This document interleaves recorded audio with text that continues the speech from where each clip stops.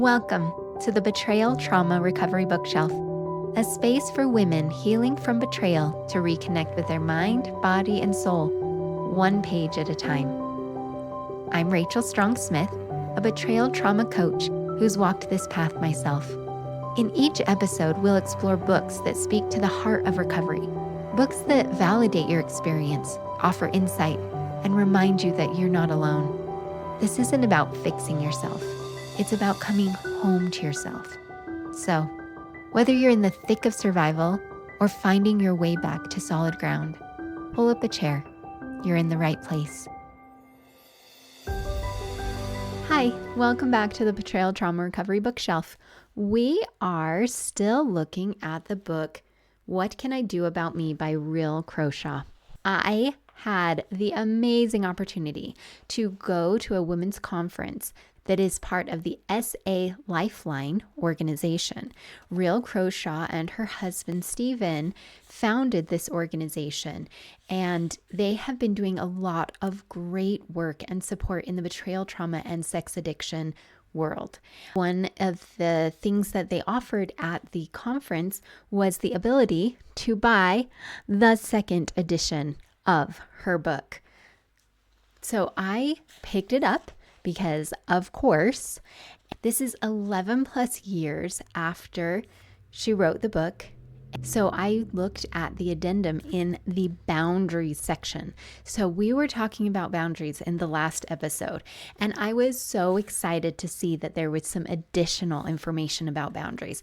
And I thought, let's just go for it for this episode. I loved all of her knowledge and wisdom and experience that she offers in this addendum.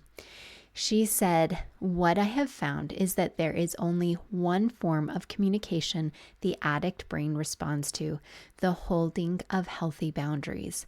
No amount of pleading, talking, crying, yelling, or begging will come close to the power exerted by holding healthy boundaries." And I have found that to be true.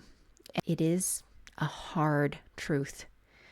But, she continues, you may ask, how do I make and hold healthy boundaries? Ryhll explained previously, and that's what we went over last episode, to know my own values was a very critical part of the boundary process. And then she further expands, talking about needing a process and a pattern to make and keep healthy boundaries. The SA Lifeline organization has created a circles model for sexual addiction and betrayal trauma, and it's a beautiful illustration. When I was first starting out, I held onto this circles model to really help me understand and illustrate. So I recommend that you go to the SA Lifeline organization.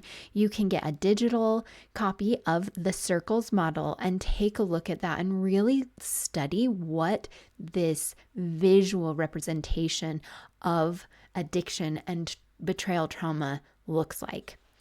So I'll describe the circles just for the purpose of this podcast. But again, I really encourage you to look at the models. Ryhll talks about, first, she looks at the addict circle. So this describes what is happening in the addict. There are behaviors listed in this circle to help her have clues to recognize she's not safe. I'll just read off a couple of them. But again, go ahead and find these models and really study them. But this won't come as a surprise. Manipulation, resentment, lying, lustful, anger, fear, lonely, victim, withdraw, shame, etc. So when I am sensing these behaviors and the energy around it, that is when I go, oh, this isn't safe. And my body knows. I can trust my body. When you've been in betrayal, you don't trust your body. I didn't know that these were the behaviors that I was watching out for and holding boundaries around. I actually thought the boundaries were just the acting out behavior. And so if I could just hold boundaries around the acting out behaviors, that everything would be fine.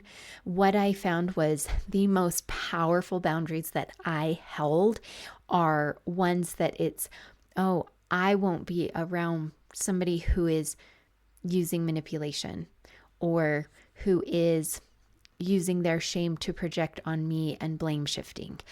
And those boundaries extend far more than just to the addict in my life. The boundaries that I have around the way that people show up has extended to many relationships in my life. And I have a greater amount of peace because I'm not managing the other people in my life. I'm recognizing when I feel safe and when I don't around specific people and how they are showing up. The second step that Ryhll talks about is reviewing the betrayal trauma response circle and looking and asking this question: who is in my center? When I found that the addict in my life, my husband, was in my center, I was very surprised at what that meant. And I saw the fruits of that. I was feeling fearful, obsessed, hopeless, withdrawn, resentful, rageful, and did I say controlling? That was one that came up for me. Numb even. And these are trauma responses.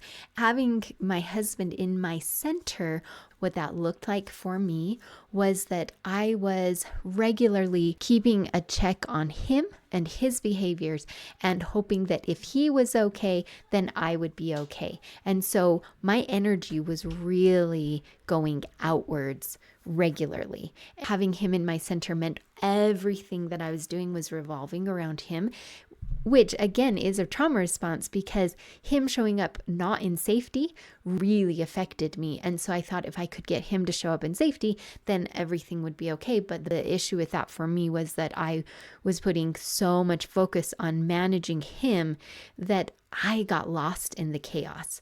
What God in my center means to me is that I am connected to my higher power. I know me, I am aligned, I feel grounded, and to get from my husband in my center to God in my center, first of all, is not a one-time occurrence. Second of all, it is not linear, and it is not just done by thinking. There is a lot of work, deep internal work, processing, recognizing what is my relationship with my higher power, what am I afraid of, what has been happening, looking at that trauma response, really taking the time to heal and have safe space. And that's where the boundaries come in, because when I didn't have that safe space, there was no way I was ever going to be healing my trauma. I have said before, it's like after I broke my elbow, if I was constantly hitting it with a hammer, it will never heal if I constantly am in an environment where it is still re-traumatizing it. And that just is the reality. When I was in my relationship with my husband, before I was in recovery, I really was just constantly being re-traumatized, and my body never had space or safety to heal. It was when I got into recovery rooms with 12-step groups, with support groups, with coach, with therapy, and really had that safety that I began to be able to then have enough safety to set the more boundaries to have the safety around me. And that did include having separation from my husband. I needed that level of safety for me to be able to heal because he was not in a safe place. That was just the second one. So then we go to the third one. And she says that we turn to the recovery circle and look at the steps listed in and around the circle. So I'll read those for you. It's qualified therapy, SAL 12-step work, quality education, that's that psychoeducation, learning about what is addiction, what is betrayal trauma, bottom lines and boundaries for safety, and practicing surrender. So that's all on the outside. And on the inside, it is self-care, honest about needs and emotions, connected with God and others, and healthy boundaries. All of that encompasses connected with God. And then it's balanced. Emotional, physical, and mental are in harmony. And in the trauma space, spiritual, emotional, and physical and mental are pretty chaotic and disconnected. Those steps have been really crucial for me in my recovery, understanding what really is self-care, being honest about my needs and emotions, and connecting with God and others being safe others, and those healthy boundaries. Ryhll talks about what surrendering is, and this could be its own episode, but let's just say surrendering is a sacred process between you and your higher power. And again, it is not linear and it takes time and practice. I continue to practice surrendering. Ryhll says something really important. She says, after surrendering to God and another woman who is working recovery, the next step is to set boundaries. With God at my center, the boundaries I set are about my peace, my serenity, and my safety, not about anyone else. That, for me, had to become an embodied experience. I could understand that in my head, but until I started getting glimpses of what that actually meant, I didn't know what it felt like. I started with a really small boundary of, when this conversation is unproductive, I will walk away. For me, that was a scary, big boundary to make, because I had never experienced really what it felt like to set a boundary and hold it and know that that came from my center and let go of the outcome. Letting go of the outcome is critical. And this is not aloofness. This is actually engaging with my own self and my higher power. So Ryhll brings up a really very important issue. After I set and begin to hold certain healthy boundaries, I stand back and watch how the addict in my life will likely start to complain, act like a victim, stamp their feet, or throw a fit. This is how it goes. And this is why we have intuitively known that there will be pretty big fallout to hold boundaries. For me, that was the fear that kept me from holding boundaries. I do want to put a big asterisk here. If you are in an unsafe environment, then you know the level and the safety that you need to do to slowly get yourself to a safe place. You know where you're at, what you need, and find the appropriate help, especially if there has been physical domestic violence and or extreme emotional violence. Finding domestic abuse support is really critical because it can be very dangerous. And this is not a simple thing. Even if there has not been extreme abuse, the abuse that you have experienced is significant, and that can't be overridden by I'm just going to forget about it and do it. Really getting the support and the help that you need to move forward. This does not have to be a fast process. It's a slow moving process, because to change these patterns takes significant work and effort and support. I'll tell about what happened when I started setting the boundaries. My husband did get very frustrated, very upset, and started speaking with a lot of anger and accusations and blame. I stepped back further when that happened, because that was indication to me that this is not safe.